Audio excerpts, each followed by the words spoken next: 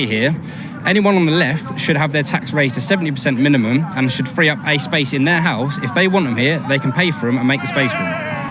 Britain is on edge tonight. A court ruling has sent shockwaves through communities, reignited a firestorm of anger, and once again put migration at the very heart of our national debate.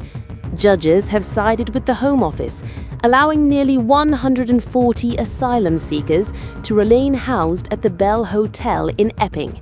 For the government, it's a victory. For local residents, it feels like a betrayal. And for millions across the country, it raises one simple question: whose voices really matter in modern Britain? Ordinary people or the political and legal elite? Yesterday, inside a hushed courtroom, senior judges tore up an earlier order that would have forced the Home Office to relocate those men by mid-September. Their language was brutal, calling the original ruling seriously flawed and handing the government the green light to press ahead. In cold legal terms, the injunction that briefly gave Epping a reprieve was wiped away, null and void. But outside those wood-paneled walls, the story is very different. On the streets of Epping, and now across the country, fury is building. People feel ignored, dismissed, even insulted. They see a system that bends over backwards for asylum seekers, while their own concerns about safety, about schools, about housing, about crime are waved away as if they don't matter. That fury is spilling into protests. In Milton Keynes, banners wave. On one side, placards read, "Refugees welcome," and "Stand up to racism." Union flags and chants of solidarity echo through the air. On the other, angry locals brandish Union Jacks and St. George's crosses, demanding an end to migrant hotels. One organizer told us bluntly, "We are not here because of skin color. We are here because our country is full. We are paying for people to live in hotels while our own can't afford rent or food. Enough is enough." His words capture a sentiment echoing across Britain: frustration at what feels like a system stacked against ordinary taxpayers. They're going to close the hotels, but where are they going to put them? They're going to put them in houses, social housing, flats, HMOs, all around us. And I think the solution for all of this is just deport them. I personally think just deport them. And yet, the counter-protesters are just as vocal. "Refugees are welcome here," they cry. "We stand for human rights." They accuse opponents of bigotry, of scapegoating the vulnerable. Two groups standing just yards apart, separated by a thin blue line of police officers, but separated too by a chasm in values. Speak to parents in Epping and you'll hear fear in their voices. A primary school sits just minutes from the Bell Hotel. Rumors, unverified but persistent, swirl about migrants photographing children, about petty crime, about fights spilling out onto the streets. Residents say they feel unsafe. They worry about their kids. They worry about their town changing beyond recognition. Then there are stories of vandalism. A petrol station nearby damaged, fire extinguishers let off, reports of robberies.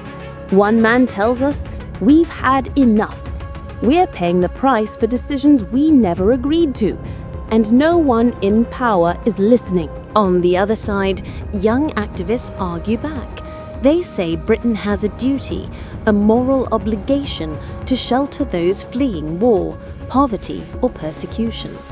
To them, resistance to asylum seekers is fueled by prejudice. "This isn't about crime," one campaigner says. "This is about compassion. These people deserve safety, not hostility." So, where does the government stand? Ministers insist the use of hotels is temporary, that by the end of the next parliament, every single one will be shut. Allows us to do it in a planned and managed way. But locals aren't buying it. They've heard these promises before. And they ask, if not hotels, then where? In houses? In social housing stock already stretched to breaking point? In processing centres that spark just as much backlash in other towns? The Home Office's victory in court may look like strength, but politically it's dynamite. Councils across the country, including Labour-run authorities, are considering legal action of their own. At least 13 are rumoured to be preparing lawsuits to remove asylum seekers from their areas. This isn't just a Conservative problem, it's a national revolt. And then there's the opposition. Labour talk tough on migration, promising to be firm but fair. Yet in practice, they face the same dilemma: how to balance international obligations with domestic fury.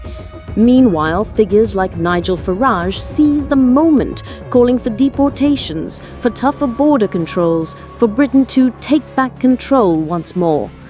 This single hotel in Epping is a microcosm of a much larger crisis. Right now, tens of thousands of asylum seekers are scattered across Britain in hotels costing taxpayers millions every day. Councils say they can't cope. Residents say their communities are being transformed without consultation. And yet, every week, small boats continue to arrive on the Kent coast. The government insists it's tackling the problem: Rwanda flights, tougher border checks, international deals. But for many, those pledges feel like empty words. The boats keep coming, the hotels keep filling, and the anger keeps growing. What's really on trial here isn't just a court ruling, it's the relationship between government, people, and the law. When judges tell communities their voices don't matter, resentment deepens.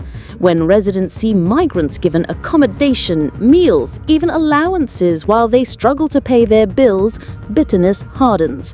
This is about more than one hotel. It's about trust. Do ordinary Britons believe their leaders are on their side? Increasingly, the answer is no. Across the country, protests are planned for this weekend. From Milton Keynes to Manchester, from Kent to Cornwall, people will gather to make their voices heard. Police prepare for tension. Politicians prepare for backlash. And the migrants themselves, men, women, children, find themselves caught in the middle of a battle they never chose. The atmosphere is febrile. It only takes a spark, one incident, one rumour, one confrontation for anger to spill over into something darker. The risk of division, even violence, is real. So tonight, Britain finds itself at a crossroads. The government may have won in court, but the battle for hearts and minds is far from over.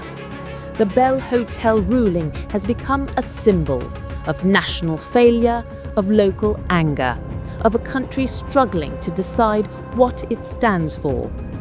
And the question lingers: how much longer can Britain go on like this, divided, frustrated, unheard, before something breaks? What do you think? Is this a matter of compassion and duty, or a question of survival for Britain's communities? Should the government press on with migrant hotels, or should local voices finally take priority? The debate isn't ending here. In fact, it's only just beginning.